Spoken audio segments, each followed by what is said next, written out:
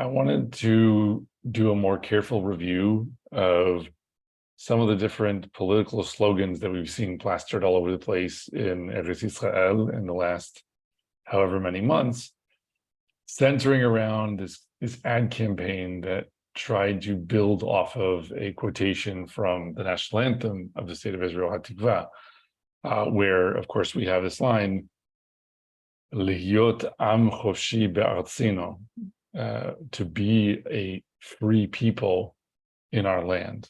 Now that's the full piece of text, but we see posters everywhere saying choshi be'artzino, and I think we talked briefly in a previous shiur about how this already is a manipulation in the sense that in the context of Hatikva, the meaning is clearly about the difference between being in diaspora and therefore being somehow more so subjugated by the other nations of the world and being in our land and therefore a free people in our land.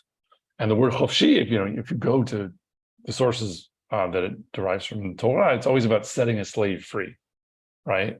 So in the seventh year, a slave goes free, and the Shemitah year, whatever, those kinds of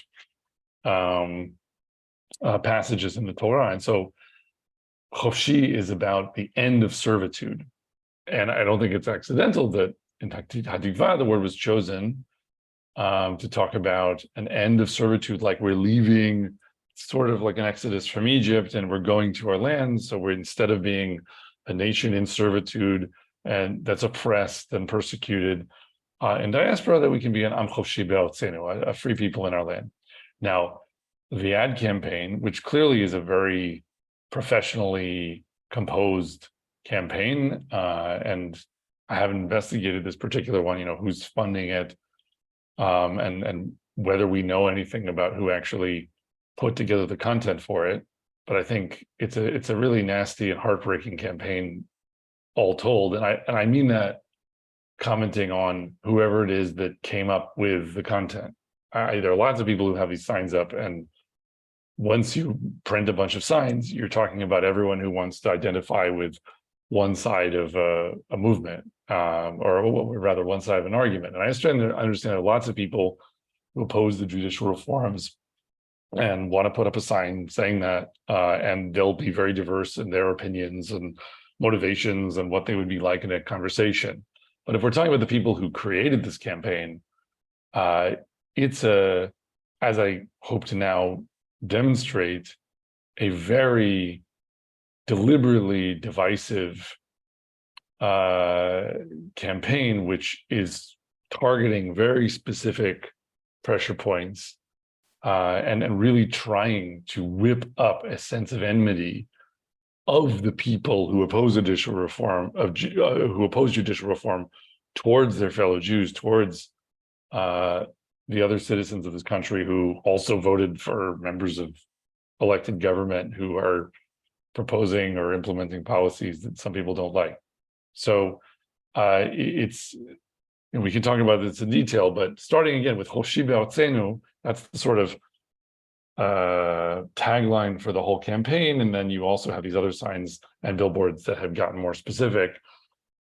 The transformation from lihyot am choshi be'artzeno, to be a free people in our land, is to choshi be'artzeno, where now this is about, I want the Supreme Court to remain as it is, which is a very powerful institution whose powers are not delimited, and which somehow represents a kind of overall veto on the democratic will of Israeli society, that these unelected guardians who select themselves like a papacy get to regulate or control, right? That state of affairs. If you're in favor of that, the campaign goes, you want to be choshi be'artzeno. And what does choshi be'artzeno mean in that sense? It means free, not a nation free from the other nations that we used to be oppressed by, but rather for anyone in Israel to be free And the freedom is from other Jews, right? The freedom is from the bad Jews, or the people, the people who are in your society, who are your enemy because they might vote differently than you. And we want a Supreme Court to be standing between you and them so that they can't vote for things that you don't want, because the Supreme Court can stop them. That's the underlying premise. And that would seem speculative if there were not these other billboards that elaborate on this theme, right? So it's a whole campaign that has more than one billboard. So a few other ones that I had to see, driving around my hometown, on the roads, or that you also see emblazoned in places, in Tel Aviv or wherever else. Some very big. One of them is Chofshi Mekfiyat Datit, free from religious coercion. Another one was Chofshi Megizanut, free from racism. One is free from Hishtamtut. In other words, draft dodging. And we can talk about each of these in its turn, but first, I think it's just worth noting. Okay, what are these topics? Religious coercion, racism, and draft dodging. What are they about? What are they evoking? Well, of course, this is a very specific cluster of notions, and what it is meant to conjure up in the imagination of someone seeing this billboard is the idea of a citizen of the state of Israel who is a Jew, but not just a Jew, a religious Jew. And what does that mean, potentially? It means that this person may want to impose the Jewish religion on the rest of the Jewish society here in the Jewish state coercively. And also that this person could be a racist, and also that this person doesn't serve in the army. So it's kind of a caricature of all of these negative characteristics that might arise in the mind of a presumably secular, enlightened, and more, left-leaning or liberal member of the society. And we can talk about each of the issues in turn that are being raised, and both sides of them and all of that. But when you put it all together, it's clearly it's a cluster of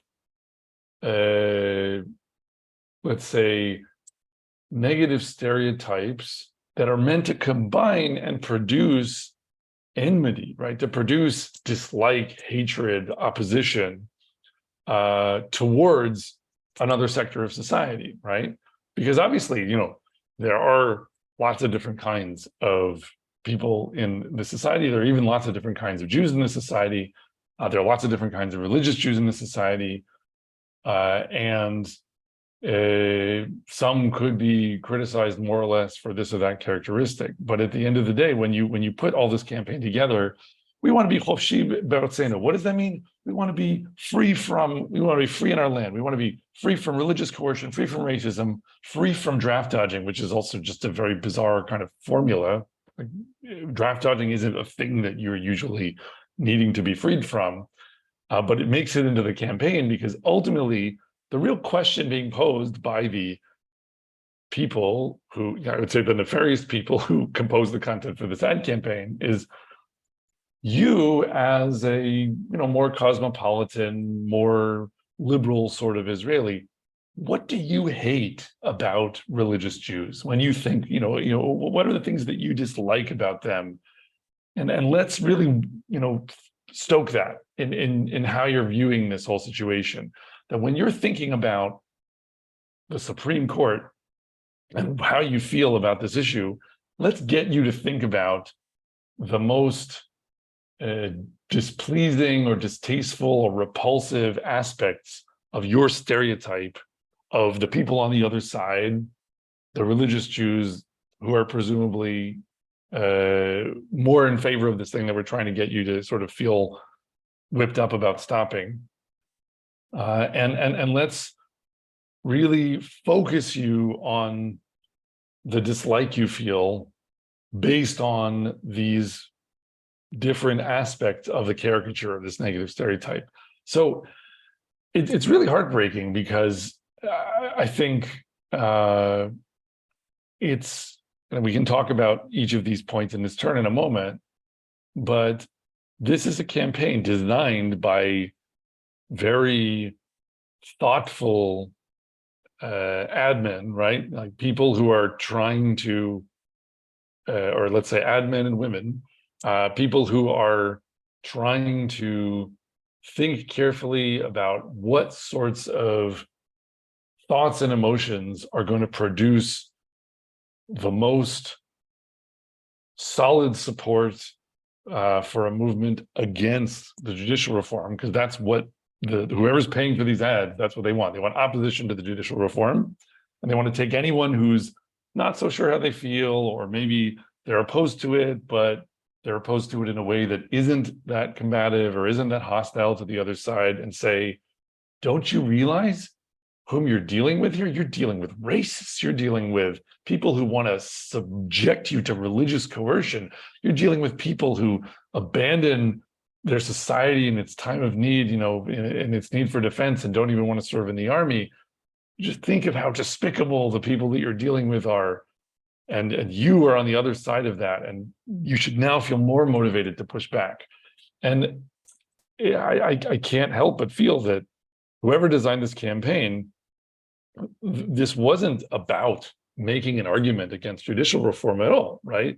It was about stoking anti-religious tribalism in the people who may tend to oppose judicial reform, to produce an emotional reaction, to produce a feeling of enmity, a feeling of hostility, even to stoke, you might say, hatred of one kind of Jew by another kind of Jew. And that's really horrific. And not necessary as part of a real debate in civil society about policy and law, but obviously very attractive to anyone who's just trying to produce as much holding the line, from a whipped up mob as possible. And I think you obviously can't stop people from doing what they're going to do with advertising within limits like these. So, it is what it is. Someone made the choice to do this. It's very sad that they did. It of course falls into the category of free speech, but it's free speech that is designed to try to foment hatred of some Jews by other Jews. And I think that does terrible harm to the nation, and is a real chilul Hashem, and a real disgrace.